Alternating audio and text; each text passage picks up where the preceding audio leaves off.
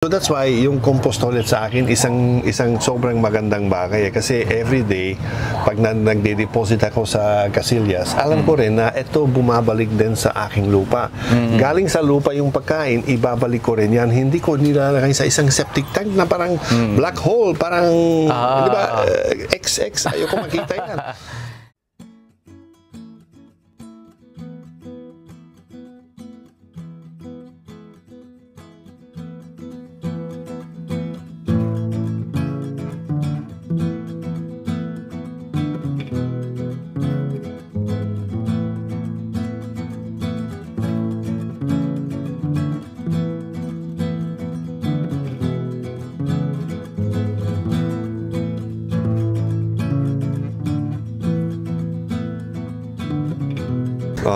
Di ba nag-testing ako kahapon eh. Ito yung mga lupa na galing sa paligid ng bahay. Ito yung galing sa buhangin dito. Ito yung compost, no? Yung pure human manure. Nakita natin yung diferensya ng lupa. So, I mean, nakikita naman natin, di ba? Iba talaga ang kalidad ng dalawa na lupain. So, good morning. Ako si Bert. And ang kwento natin ngayon ay tungkol sa lupa. Bakit mahalaga ang lupa? At kasama ko si Sixto, magandang umaga. Magandang araw, magandang umaga. Araw kasi good day, di ba? So, sa mga nanonood mula sa ibang lugar. So, yun, tamang-tama. Kanina pinag-uusapan namin yung patungkol, no? Sa ito, yung mga ano namin, pinag-uusapan namin. Patungkol sa lupa. Yan yung magiging episode natin ngayon. Exactly. Bakit mahalaga ang lupa? Bakit kailangan natin pag-usapan yung lupa? Oo nga. Kasi pwede natin magkwento tungkol sa araw and etc. Pero bakit nauna natin yung episode tungkol sa lupa? Siguro, nga, no? So, bakit nga ba mahalaga yung lupa? Ay, teka lang, sir. bago siguro na, mas maganda siguro, bago natin pag-usapan yung kahalagahan ng lupa, yung ano muna yung lupa. Diba? Yes. Kasi parang minsan nag-iiba-iba yung definisyon natin sa lupa. Diba? So, para mapunta tayo doon sa kahalaga, alamin muna natin. So, sa iyo, sir, ano ba ang lupa? Ano ba ang bumubuo dito? I mean, sa akin, lupa, kasi nagsimula kami dito sa paggawa ng Eco House. Ang unang problema namin is yung lupa, puno-puno siya ng mga basura, mga bato, mga goma, mga naiwan na basura. So, yung halaga ng lupa, paano ko ulit i-segregate yung mga bagay-bagay para pupunta ulit ako sa yaman, sa sigla ng lupain. Kasi ang unang gusto kong gawin dito sa Eco House is yung mga pananim. Paano ibalik yung malagong lugar. Kasi tubo lang ng damo dito sa paligid eh. So yan, yung usapin na lupa, ano yung lupa at paano siya mahalaga dahil minsan binabasura natin. Hindi ang feeling ko yung mga tao na nauna sa atin yan, purong tapon lupa, kunin ng makina, i-bulldoze yung lupa, pero hindi tayo madali pupunta sa esensya ng lupa, which is yung kabuhayan natin ay nanggagaling sa lupa. So, yung segregation na kinikwento ko, sa personally, nakikita ko rin na mabilis naman bumabalik yung mahalagang lupain. Pero, kailangan natin malalaman ano yung mga hakbang, no? Anong unahin natin gawain.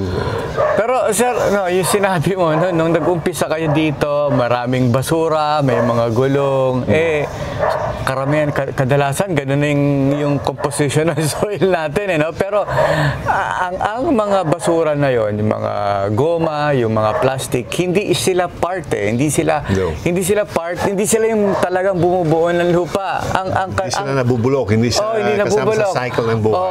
Ang lupa ay ito na yung mga mga sand, silt and clay, ito na yung mga organic material, tsaka yung mga nilalang, no, yung mga microorganism nandoon. Yan yung bumubuo sa lupa. At palagay ko yung function nila di ba, na sa pagpapadalo ng enerhiya. Ayan na po, sir, yung diyan natin siguro makikita yung kahalagahan nito. Pero kung puro basura lang, parang hindi ata lupa, no? Sa English nga, ang sinasabi nila, magkaiba ang dirt sa soil. Oh. Pero both are magandang konsepto kasi yung dirt makakulay naman ang kamay mo kung hawakan mo yung lupa which is okay. Yung ibang lupa talaga dumidikit sa kamay natin. So once na magiging soil master ka, siguro hindi ka na nadiri sa lupa. Pero ang feeling ko rin ang importansya ng lupa, tayo din pag namamatay tayo, bumabalik din tayo sa lupa at magiging parte din natin sa siklo ng buhay. At bibigay na natin ng buhay ulit sa mga iba't ibang halaman, microorganisms. Sa iba pang buhay. So to keep all of these things clean, yan siguro ang isang bagay na kailangan natin maintindihan. Kasi everything goes back. So the more na ginagamit natin ng mga likas yaman na natural, walang masisira dun sa siklo dun sa paikot-ikot ng ating mga nutrients. So ang importansya ng lupa, kung gusto pa natin makakaroon ng buhay, alagaan na natin yan at alamin din natin paano i-feed natin yung lupa na sa tamang ingredients. Kasi parang nagluluto ka parang nasa kusina ka Yung importansya ng ating kalusugan bilang tao, nagsimula din sa mga produkto na kinakain natin. Pero yung produkto na yan, saan manggagaling? Nanggagaling din sa ating lupain, di ba? So yung sir, no, yung parang nasa lupa, pinaka-importante sigurong role or function ng lupa ay yung pagpapadaloy. No, Yes. importanteng sila parang bagay sa So pagpapadaloy. sa English yung sasabihin natin na don't take it for granted Lupa, it's not just lupa, it's not just dirt. Yes. Sa lugar mo, sa lugar ko, iba ang kalidad ng lupain. Pero sa lahat ng lugar ng Pilipinas, nakikita ko na pwede siya magiging maganda. Pwede magiging maayos yung lupa. Walang pangit na lupa. Walang pangit na lugar. So, ang point dito is, kung alamin natin paano, kahit saan tayo pwede magawin ng isang magandang ekosistema Ay, sabi nga nila, sir, di ba, from culture to economy to education, dapat sabi nila, it should be soil-based. Yeah, exactly. Di ba, no? Exactly. Parang ang hirap i-digest sa umpisa, pero talagang dapat ang basis or ang pundasyon natin ay... Kasi inaapakan natin It's something like, we call it dirt kasi inaapakan natin. At inaapakan natin, maitim yung mga paa natin. Pero yung ritual din sa ibang kultura na bago ka pumapasok sa bahay, tanggalin mo yung sapatos, hugasan mo yung paa. Yung mga simbolo din sa akin na irespeto natin yung lupa. Yung lupa, kailangan sa labas. Kung saan siya magbibigay sigla sa mga buhay ilang na nandyan. So, siguro yung versatility ng lupa kasi yung kwentong nagsimula lang sa bakit mahalaga, pero tingnan natin, yung paggamit ng lupa ay hindi lang para sa mga pananim. Itong bahay kung saan tayo na yun, nasa second floor. Pero yung baba ay, yung bigat natin ay na-carry doon sa lupa. Kasi ramped earth ang ginamit dito sa bahay. So imagine mo lang na yung lupa na, yung subsoil na sinasabi natin, pwede natin i-compact para magiging isang matibay na building block na pwede natin i-recycle na 1,000 times, 100,000 times, hindi siya mawawala. Wala, hindi na maanin siya. Pero iba sa semento, di ba? Sir, ang semento hindi siya ganun ka-versatile. Titigas yan. Titigas. Pero once na tumigas yan, nandun lang siya. Unti-unti lang nag-erode yan. Yung rammed earth, matigas din siya. Pero pwede natin i-crush ulit para mag-crumble ulit siya At yung 6, isa pa na naranasan ko, 10 taon na ako dito sa bahay. Pag mainit masyado sa labas, di ba, nakikita natin, naka-rise na naman yung sun, mamayang tanghali, mainit na naman kasi tag-init na yun. Pupunta ka doon sa may mga kwarto ng rammed earth ang walling. iba ang klima. Parang sa loob ng kuweba. Yes, parang ganun. yung mga lamig na parang natural na aircon. Natural na lamig, oo. So inisip ko rin minsan na kung yan ang naramdaman or nagbibigay ng klima ng lupa sa atin, paano lalo na siguro sa mga halaman? Kasi once na magagawa ka ng butas sa lupa, mafe-feel mo rin yung lamig yung tubig nandiyan pa, yung hangin, yung mga butas-butas sa lupa. Daming kuweba din na maliit sa lupa It's maintaining ang climate na para sa ugat ng halaman, maayos din sila, medyo magaan, no, sa kanila na kung saan sila namumuhay, paano sila lumalaki, no? Kailangan talaga maghanap ng pagkain doon sa mga butas-butas ng lupa, no? Yes. So versatility na inisip ko pala na baka may mga iba pang pwedeng gawin sa lupa. Sir, kanina yung sinabi mo round earth, di ba? Ang daming kawayan dito, sir, sa Eco House At eto, Sa lupa din, di ba? Galing sa lupa na clay, no? Yung clay is isa sa mga base ingredients ng lupa. Na nakikita ko rin na yung mahalaga ng clay kasi siya ang tagahawak ng tubig. Siya din nagbibigay ng tibay. Yes. You know, yung dating episode na kwento ko tungkol sa mga itik, di ba? O daming itlog, anong ginagawa namin? Salted egg. Paano ka gumagawa ng salted egg? Lupa, clay soil ang ginamit para yung alat at siya yung clay, sila ang magbibigay ng transfer doon sa loob ng salted egg. Yung pinakamasarap na egg. So, it's iba pang gamit ng lupa na naman yan.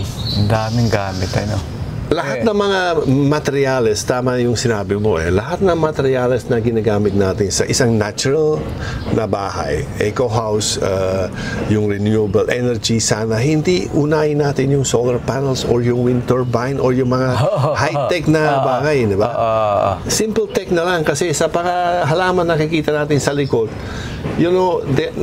tumutubo sila sa lupa at nagbibigay din sila ng malamig na klima. Pag pasok yung hangin dito sa bahay, kahit mainit sa taas, malamig pa rin. So, minsan, masaya ako na dumating ako sa Pilipinas, 89, 35 years, hindi ako tumira sa isang bahay na may aircon. Parati kong hinahanap yung natural ng air conditioning. Kahit nasa tropics tayo, it's energy Malamig na energy, mainit na energy. At yung lupa, tulad ng binanggit ko kanina, nagbibigay siya ng tamang-tamang klima. Bumababa yung init ng temperature na about 4-5 degrees sa loob. So, malaking bagay din for doing fermentation, keeping clothes dry and tama yung moisture para hindi tumutubo yung mga fungus kasi yan ang problema sa tag-ulan, di ba? Sobrang humid naman. Ganon din, nagfa-filter din yung lupa, yung humidity ng ating kwarto. So hindi ganon kamabilis mababaho ang mga damit. So yan, all of this. Sir, alam mo yung nakwento mong yan, ang ganda, ang permaculture kasi pagde-design, at karamihan sa mga disenyo ng permakultura ay talagang nakikita natin yung paggamit ng mga elements, mga yung isa yung sa lupa, di ba? Ang ginagawa nila, sir, binabaon, yung naguhukay sila and then may passage ng air, di ba? Yes. Tapos mula doon sa ilalim ng lupa, papasok doon sa bahay. Yung bahay ngayon nagiging air condition, no? Ang ganda, ang lamig, Exactly na. Yung air conditioning ay hindi galing sa taas sa isang makina. Kung hindi galing sa lupa lang, pumapasok sa bahay. Ang galing, and cold air, unti-unti maangat siya. So, dadalhin din yan yung mga mainit na air. Basta may ventilation ka sa bahay, so air circulation ka na rin dahil sa lupa. Sa paggamit ng lupa. Pero I think we need to talk siguro sa audience natin, ano kailangan natin malalaman talaga sa lupa? Paano, kasi magandang kwento namin siguro, pero baka kwento-kwento lang yan. Anong kailangan natin malalaman? Ano yung mga key understanding sa lupa na pwede natin ibabahagi sa audience natin? Siguro, hindi kasi, sir, yung nangyayari ngayon, yung lupa ang nakikita ng tao bilang tawag dito, medium lang para makatanim. Yes. So, yun, nandun lang pero kung tutuusin, malaking bagay na importante or mahalaga na maintindihan natin, no, maunawaan natin ano ba yung kwento ng lupa, yes, no, or ano yung kwento dun sa ilalim ng lupa. Gaya na sinabi ko, para tawag dito, lubos na maintindihan natin, alamin natin kung papaano siya umuugnay sa mga iba't ibang elemento. Sabi ko nga, sir, 'di ba, ang lupa ay ang sand, silt and clay yan, organic material, and then microorganism. Ito, no, pagka ginawa nyo to, mga nanonood sa atin, kumuha kayo ng mga lupa, no, ilagay nyo sa isang jar, tubig, i-shake nyo. Diyan yung makikita, no, yung sand, silt, and clay. Sand, silt, and then a little bit of clay. So, kung aanuin natin, sir, titingnan natin, no, yung kasaysayan ng lupa. Galing yan sa sa mga sa mga bato, sa bedrock talaga, na kung saan ay pagkatapos ng milyon-milyong mga taon, may processes, 'di ba? May physical, biological, tapos chemical, no, yung mga ganun, no, na processes sa mahabang panahon, withering sila, withering, tapos broken into mas maliliit na particles hanggang sa naging lupa sila. At sir, sa totoo lang, yung lupa, pag iniwan natin, lahat ng lupa, ang patutunguhan yan ay maging forest sila. Ganon yung nangyayari, sir. At kung titingnan pa natin, susuriin natin doon, sir, yung lupa, kagaya niyan, di ba? Ang alam natin, yung photosynthesis, nangyayari lang doon sa halaman, pero sa ibabaw ng lupa. Pero kung tutuusin, sir, yung mga pagkain na gagawa mula sa photosynthesis, may malaking porsyento rin dyan na nilalabas yun sa ilalim ng lupa. So actually, parang yung kwento parang klaro. Ito yung mundo natin. Ito yung manipis na layer sa labas. Yan yung actually parang balat ng tao. Balat ng tao. Exactly. The magic happens sa loob ng balat, actually.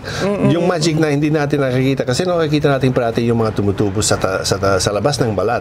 Pero yung nangyari sa loob, itong balat, importante kasi yung protective layer yan. Di ba? Yes. Wala na tayong ito, wala na rin tumutubo dito sa taas. Wala. Pero yung magic ay mangyayari pa sa mas malalim, di ba? Ano kasi, sir, actually para sa akin, magic naman lahat eh. Ibig sabihin, di ba, ang ganda kasi talaga ng create. Kaso lang, kaya siya medyo hindi na ganun ka-magical, kasi ito na yung alam natin.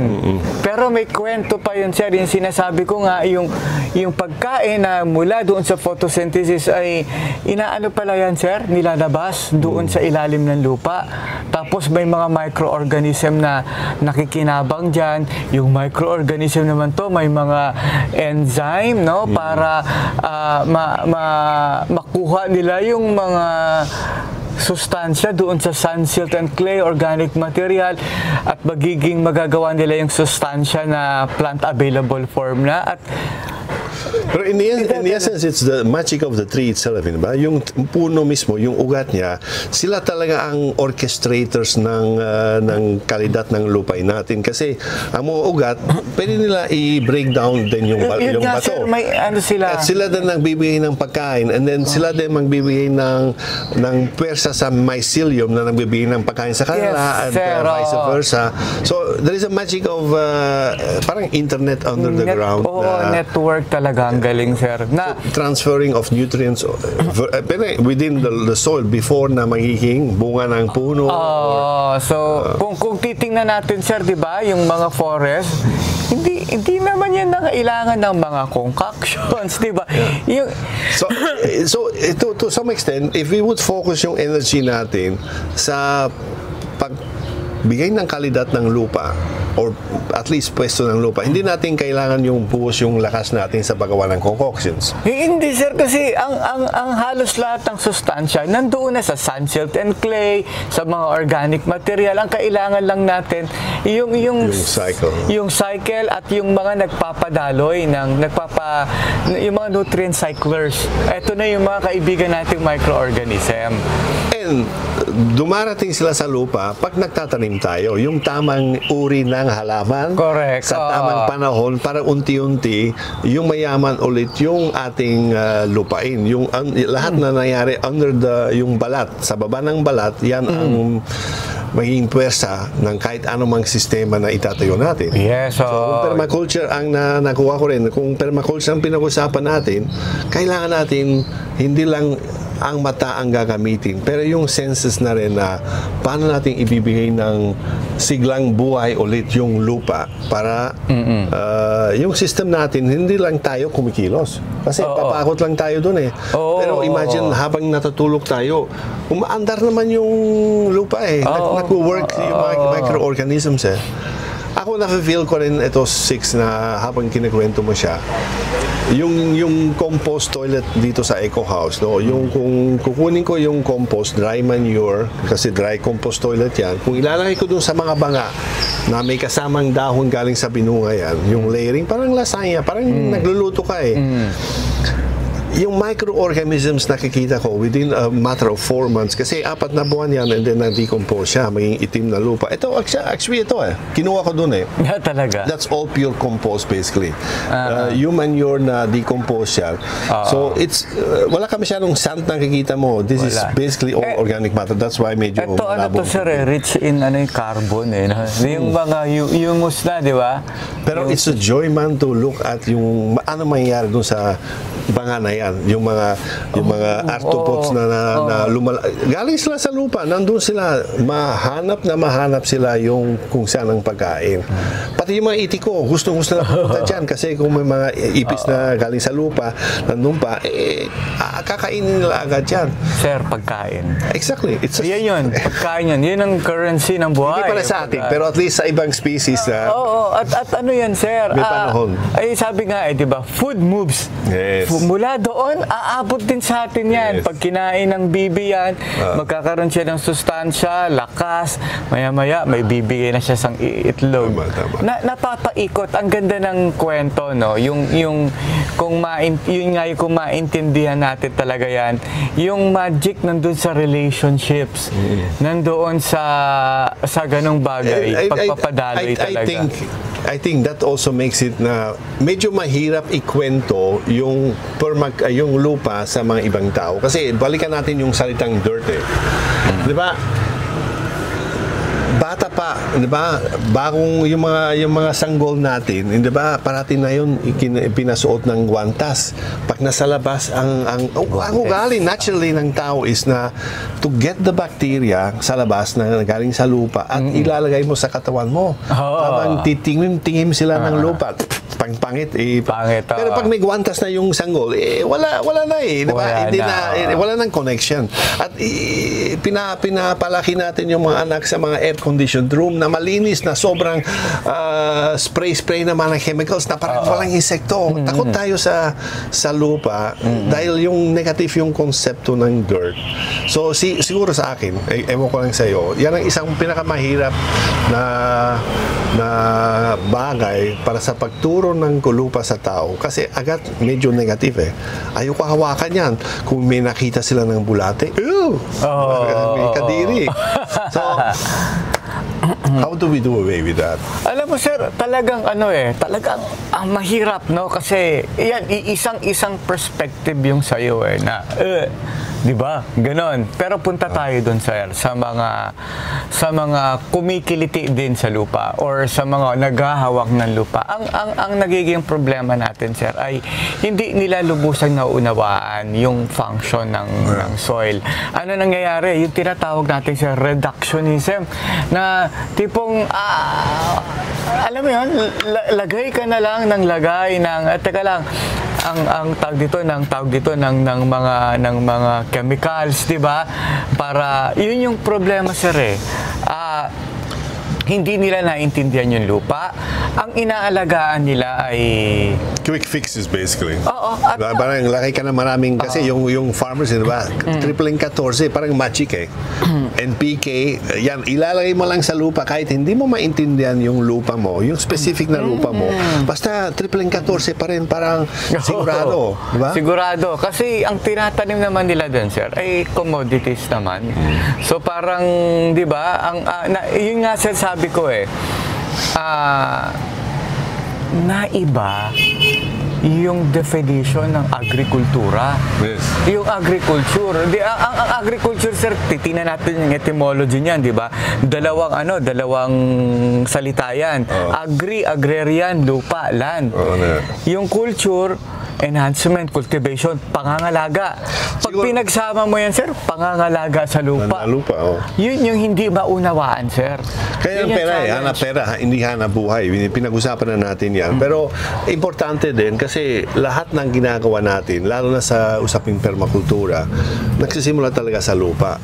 Yes. Mula sa paggawa ng bahay, mula sa paggawa ng bahay na kasamang kawayan, yung pagtubo ng kawayan, pati pagkain na kailangan ng katawan natin. So, balikan natin dyan, mahirap pupunta sa source kasi ang ating modernong pamumuhay parang sasabihin sa atin na, oy, wag ka na, okay lang yan kung hindi mo maintindihan. Wag mo na intindi. Ito ang solution para sa'yo. Bayaran mo ito, spray mo yan, ilagay mo lang sa lupa, everything will be okay. So, imbis na malalaman natin yung kaalaman na magiging parte ng buhay natin. Hindi Ang alam na natin, tanungin mo yung mga farmers. They know all the different chemical names and sprays. Yes. They talk to you parang chemical. Pati yung mga gumagawa ng concoctions, number 5, number 10, number 8, hindi na hydroponics, the same thing. Hindi na importante yung malalaman mo yung lakas ng lupa. Solution lang, A, B, C, D. So, paano natin balikan din yung lupa? Importante na, una, gamitin natin yung kamay. Well, pasok tayo. sir, Kasi, wait 6 kasi I think we need to go to yung huli. Bakit nagiging importante ang lupa, di ba? Pwede pa tayo mabubuhay pag wala ng lupa. Di ba? Marami tayong pwedeng sasabihin na maganda tungkol sa lupa, pero kaya pa tayo mamumuhay kahit walang lupa. Wala, sir. Hindi kasi yun nga sabi ko isa sa mga tagapagpadaloy ng enerhiya, ng sustansya. Sobrang kaya nga sir, bilib ako sa mga ating magsasaka na ang gumagawa ng regenerative na approach, yung mga nandiyan sa agroecology na sistema. Sila ang tanging mga bumubuo organismo sila, sir. Nagiging organismo sila ng lupa. Kaya pugay ako sa kanila. Mabalik, hindi they're a dying breed, hindi ba? Ha? Sana yun, they are a dying breed. Konti-konti lang sila. Oo, kaya pag nawala sila, sir, maniwala, ewan ko lang, N6, in all fairness naman, kasi kwentong permakultura tayo dito, marami sa mga permaculturists, nakikita ko rin, nakakalimutan din nila yung sobrang halaga ng lupa. Agad pupunta sila sa mga shortcuts, sa mga magic potions, sa mga quick na solutions. And I think, working with soil, we can't do without, klaro, pero working with soil, it's a slow process. Pero pag sa simula, at least magiging conscious tayo na, kailangan ko aalagaan yung lupa pag kulang. So that's why yung compost toilet sa akin isang sobrang magandang bagay kasi everyday pag nagde-deposit ako sa Casillas, alam ko rin na ito bumabalik din sa aking lupa. Galing sa lupa yung pagkain, ibabalik ko rin yan. Hindi ko nilalagay sa isang septic tank na parang black hole, parang di ba, XX, ayoko makita yan. Walang nadiri nakikita ko. It's lahat ng sa proseso, pero dapat ma-feel natin ulit yan. Kung kailan tayo lalapit, kailan tayo medyo madistansya. Alam mo sir, parehas kasi tayo eh. Pag ako dumudumi, ganun din naisip ko, naku, makakapag-ambag na naman ako. Makakapag-ambag na naman ako sa kalikasan, no? Hindi, yun naiaano natin, na ikukumpleto natin yung siklo. Hindi linear na. Alam mo yun, sir? At wala akong contribution sa sewerage system na pupunta rin sa Manila Bay. So proud na rin ako na lahat ng mga resources ko maiwan dito sa 240 square meter na lote. So ibig sabihin, inaalagaan ko lahat ng mga likas yaman ko. Isisigurado ko rin na bumabalik din sa mga halaman na kailangan ng pwersa. Kung ganyan, I mean, siguro ma-feel okay na ako eh. Masaya na ako na... Di ba? Parang bibihira lang yun, sir. Yung dudumi ka tapos feeling mayabang ka. Nakakontribute naman ako sa kalikasan, di ba? Parang may ganong elemento, no? Pero sir, yun nga yun, yung ganitong, yung lifestyle natin, no? Bilang mga practitioner ng permaculture ay napaka-soil-based talaga. Yes. Talagang sabi ko actually kung ito ay ma-mainstream natin, siguro hindi tayo magkakaroon ng problema sa klima. No. Ima-master natin yung lupa, lahat ng mga aspeto ng lupa. Siguro yan ang isang napaka-importanteng bagay sa mga permaculture wannabes na lahat na kailangan nating gawin doon nagmumula sa lupa. Yung sir, yung idea na hindi tayo mabubuhay kung walang lupa. Yes. No, yung Tama. Kasi makukonect lahat yan eh. Pero yung lupa ay yung building block siguro. Yung pinaka-importanting building block. Pero para sa audience 6, no? Kasi tatapos na natin yung usapan tungkol sa lupa. Sir, nakakabitin. Nakabitin yan. Kasi makukonect lahat eh. So sa susunod na episode, pag-usapan natin yung tubig. Paano yung tubig makukonect din sa lupa. So sa audience, ako si Bert. Ito si Sixto. Hello. See you next time again. And paalam. Kwentong tubig ang malalabas. Tubig naman, tubig. Sige, salamat. Kaya pa man, usapang lupa. Ito, grinds coffee grinds. Pwede natin gamitin dito sa organic matter. Pero sir, ito, di ba? Ito yung, di ba? Yung manure na to, no? Yeah. Alam mo kung ano yung hindi kayang ibig, 'di ba? Ang lupa galing sa bedrock. Alam mo kung ano yung wala doon sa bedrock pag naging soil na? Carbon. Carbon eh. So yun yung carbon. Yung carbon galing sa buhay yan, buhay 'di ba? So pagka tawag dito, the human rich in carbon yung tawag dito. Yung lupa mo. So yun yung paano yung nitrogen, 'di ba? Rich in nitrogen na ito. Nitrogen is inorganic din di ba? And then magiging organic pag na-consume na nung Kasi yung katawan natin, purong carbon din yan eh. Hirayin natin yung mga bones natin, mga building blocks naman di ba? Phosphate, carbon, a little bit of nitrogen. Yes, sulfur, a little bit of sulfur. Simple importanteng alam ng mga tao yung elemental cycles, kung paano nila ma-integrate yun, no? Pag permaculture designer ka or practitioner, alam mo i-integrate sa ginagawa mo. Yan yung